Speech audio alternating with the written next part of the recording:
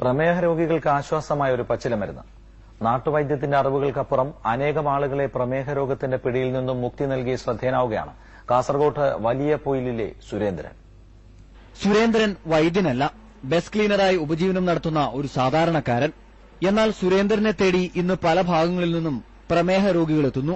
നാട്ടിൽ നിന്നും മറുനാട്ടിൽ നിന്നും കേട്ടറിഞ്ഞെത്തുന്നവരും നിരവധിയാണ്. ഗൾഫിലായിരുന്ന സുരേന്ദ്രൻ കടുത്ത പ്രമേഹ രോഗത്തിന്റെ പിടിയിലായിരുന്നു. അമ്മാവൻ നൽകിയ ഒരു ചെടി കൊണ്ടുള്ള മരുന്നു സേവയിൽ നിന്ന് രോഗമുക്തി നേടിയ സുരേന്ദ്രൻ ഇത് പിന്നീട് രോഗമലട്ടുന്ന പലർക്കും സൌജന്യമായി നൽകി ആശ്വാസത്തിന്റെ വഴി തുറക്കുകയായിരുന്നു. അമ്മാവൻ പറഞ്ഞു, നിനക്കൊരു മരുന്ന് ഞാൻ തരാം, രഹസ്യമായി പറഞ്ഞു നോക്കിയും വേണ്ട, നീ നട്ടിച്ച് കൃഷിയാക്കിച്ച് നീ പരീക്ഷിച്ചിട്ട് കൊടുക്ക്.